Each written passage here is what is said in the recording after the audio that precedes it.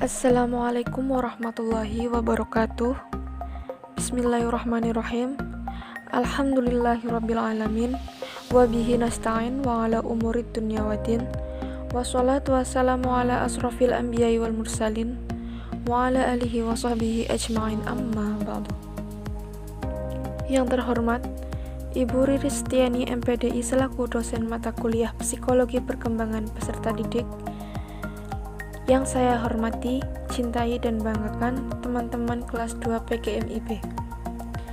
Kami dari kelompok 5 yang beranggotakan Lisna Nur Aini, Luzirakil Fadilah, Wahdani Nurul Inayah, dan Indana Faria Khamsah. Di sini kami akan mempresentasikan tentang perkembangan fisik dan bahasa pada anak. Perkembangan fisik pada anak. Perkembangan fisik anak dimulai dari otot tubuh yang bertambah kuat dan diikuti dengan gerakan yang terkoordinasi secara bertahap. Seiring dengan pertumbuhan, jumlah dan jenis aktivitas fisiknya akan banyak berubah. Bayi cenderung menghabiskan waktu dengan tidur dan makan.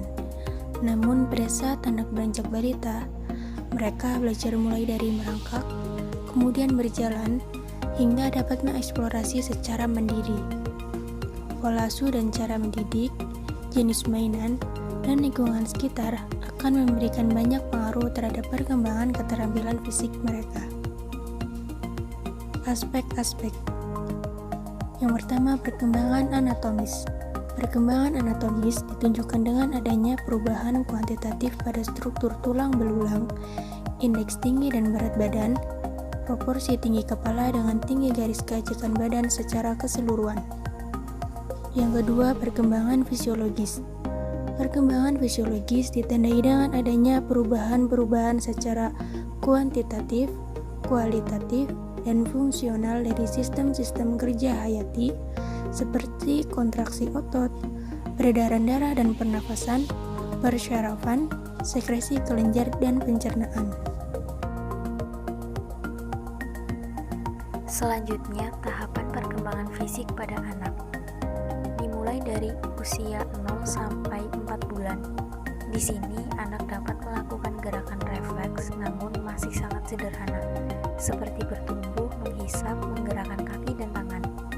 Di usia 4 sampai 1 tahun, di tahap ini anak mempersiapkan untuk memasuki tahap gerakan dasar berupa gerak keseimbangan seperti mengontrol kepala, leher, dan otot badan. Gerak manipulatif seperti menggapai, menggenggam, melepaskan, dan gerak lokomotor seperti merayap, merangkak, dan berjalan. Di usia 2-3 tahun, tahap ini gerakan dasar sudah mulai lebih baik. Mereka menemukan bagaimana menunjukkan berbagai gerak keseimbangan, lokomotor, dan manipulatif maupun penggabungan dari ketiganya, seperti melempar, menangkap, berlari, dan berjalan lurus. Selanjutnya, di usia 4-5 tahun, tingkatan ini menunjukkan kontrol yang lebih baik dan gerakan permulaan koordinasi ritmik yang lebih baik pula, seperti mereka sudah bisa menendang, berlari, berdiri dengan satu kaki. Kemudian di usia 6-7 tahun, tingkatan ini dirincikan oleh efisiensi secara mekanik, koordinasi, dan penampilan yang terkontrol. Mereka sudah dapat menangkap, menendang, bermain voli, berenang, dan melompat. Faktor penyebab perkembangan fisik pada anak. Faktor internal. Sifat jasmaniah yang diwariskan orang tua dan kematangan. Sedangkan faktor eksternal, kesehatan, makanan, stimulasi. Perkembangan bahasa. Pengertian. Bahasa adalah simbolisasi dari sesuatu idea atau suatu pemikiran yang ingin dikomunikasikan oleh pengirim pesan dan diterima oleh penerima pesan melalui kode-kode tertentu, baik secara verbal maupun nonverbal. Bahasa digunakan anak dalam berkomunikasi dan beradaptasi dengan lingkungannya yang dilakukan untuk bertukar gagasan, pikiran, dan emosi. Bahasa bisa diapresiasikan melalui bicara yang mengacu pada simbol verbal. Tahapan perkembangan bahasa pada anak dimulai dari usia 3 minggu.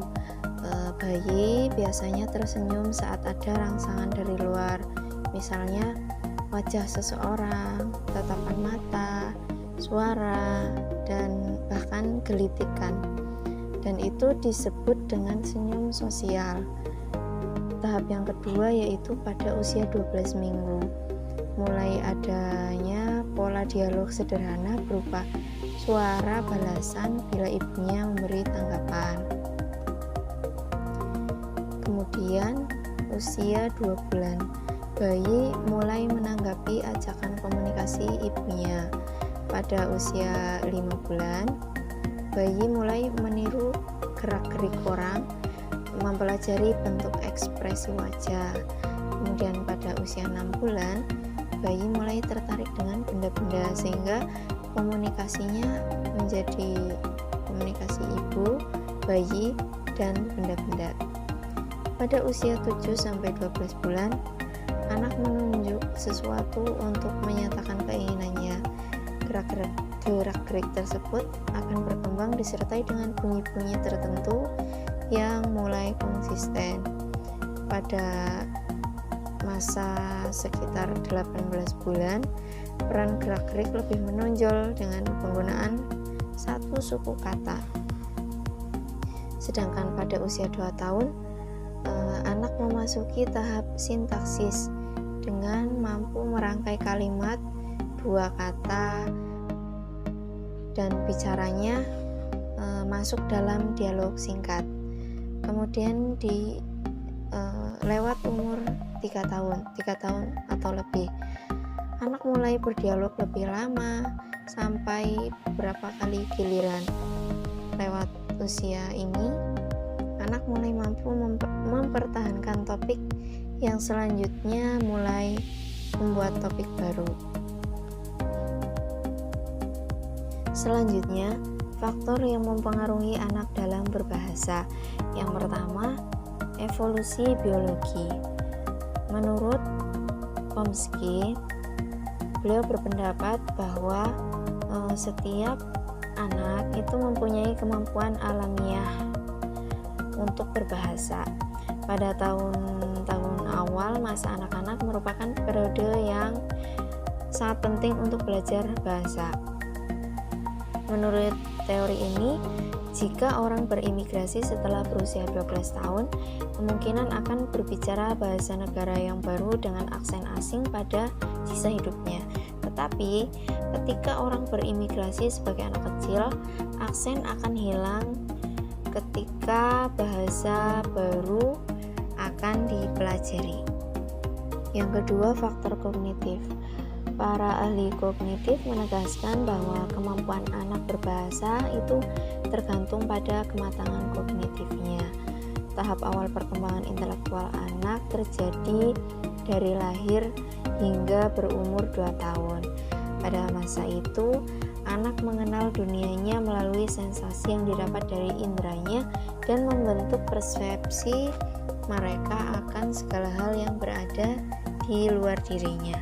Misalnya, sapaan lembut dari ibu atau ayah yang ia dengar, kemudian belayan halus yang ia rasakan, dan kedua hal tersebut itu membentuk suatu simbol dalam proses mental anak. Yang ketiga, lingkungan luar. Jadi, proses penguasaan bahasa tergantung dari stimulus pada lingkungannya.